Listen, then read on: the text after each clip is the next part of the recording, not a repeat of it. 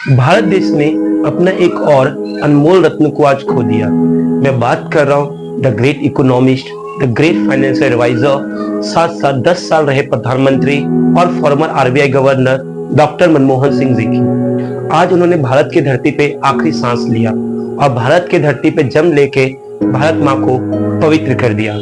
उनकी एक स्टेटमेंट जो मेरे दिल के बहुत करीब है वो मैं आप लोग से शेयर करना चाहता हूँ। वो कहते हैं कि इतिहास जब जब मुझे याद करेगा, इतिहास जब जब मुझे याद करेगा तब तब उदारता रखेगा और उनको याद करते समय इतिहास उनके लिए उदारता रहेगा। उनकी जो शांत रहने वाली जो उनकी जो कला थी और बहुत कम शब्दों में बहुत कुछ कह देना, उनके बहुत सारे कलाओं में एक उनका कला था और उनकी इसी कलाओं पे पूरा देश दीवाना था।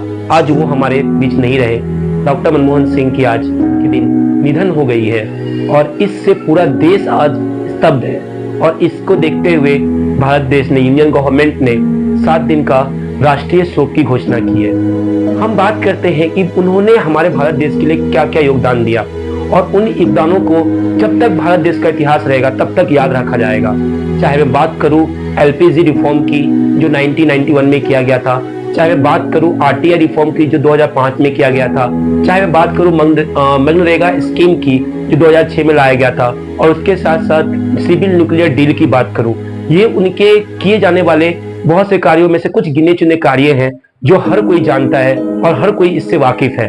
जैसे सबसे पहले मैं चर्चा करता हूं कि एक समय ऐसा आया था 1990 के आसपास जहां पे भारत देश में आर्थिक तंगी हो गई थी। यहां तक कि भारत के पास सिर्फ 7 दिन का फॉरेन रिजर्व बच गया था। आप यहाँ समझिए, सिंपल लैंग्वेज में समझिए कि आपको राशन तो चाहिए पर आपके पास पैसा नहीं है राशन खरीदने के लिए। सेम वही कंडीशन भारत देश के पास हो गया था और उस समय के प्रधानमंत्री और भारत रत्न जो नरसिम्हा राव जी हैं, उन्होंने हमारे जो अभी जो जिनकी डेथ हुई है डॉक्टर मनमोहन सिंह जी को याद किया और उनको एक बात कहा और सचेत भी किया कि देखो कि यदि ये जो स्कीम तुम ला रहे हो, ये जो तुम रिफॉर्म ला रहे हो, यदि सक्सेसफुल हो गया पूरा क्रेडिट गवर्नमेंट को जाएगा, बट यदि फेल हुआ तो इसका क्रेडिट सिर्फ और सिर्फ तुमको जाएगा, मतलब डॉक्टर मनमोहन सिंह को जाएगा। बट मनमोहन सिंह जी ने इस चैलेंज को एक्सेप्ट किया और आज आप जानते हैं कि जो एलपीजी रिफॉर्म है, लिबरलाइजेशन, प्राइवेटाइजेशन और ग्लोबलाइजेशन स्कीम, उसके चक्कर में जो हमारी इकोनॉमी कहीं डोलते हुए दिखाई दे रही थी, आज वर्ल्ड के टॉप 5 इकोनॉमी में हमारा इकोनॉमी भी आता है। उसी के बाद जो बात करता हूँ आरटीआई एक्ट की, राइट टू इंफॉर्मेशन एक्ट की, हर इंसान के पास एक मतलब कहने का मतलब क्या है कि हर इंसान को एक डिग्निटी के साथ जीने का हक होता है। उसको हर इंसान के क्वेश्चन पूछने का हक होता है। यदि कोई राइट्स किसी का छीन रहा है तो उसको जानने का हक है कौन क्या कर रहा है ये चीज। और ये राइट्स का जो बिल पास किया था वो पास किए थे डॉक्टर मनमोहन सिंह जी ने और उनके टेन्योर में ही ये बिल पास हुआ था। और आज आरटीआई कितना बड़ा इंस्ट्रूमेंट है हमको डिग्निटी के साथ जीने के लिए। उसी के साथ में बात करूं एक स्कीम की जो मनरेगा स्कीम है, जिसमें कंफर्म जॉब देने का रूल रहता है रूरल एरियाज में, वो भी स्कीम उनके ही टेन्योर में लाया गया था। उनका प्रधानमंत्री का टेन्योर 2004 से लेकर 2014 तक था। बट यहाँ पे पहुंचने से पहले वो कई सारे रोल प्ले कर चुके थे, जैसे कि फाइनेंस मिनिस्टर की रोल, कैबिनेट मिनिस्टर की रोल, उसके बाद में बात करता हूँ आरबीआई गवर्नर की रोल, साथ साथ कई सारे जो इकोनॉमिकल एडवाइजर के रोल, ये सब रोल वो प्ले किए थे और फाइनली 2004 में वो प्रधानमंत्री बने थे।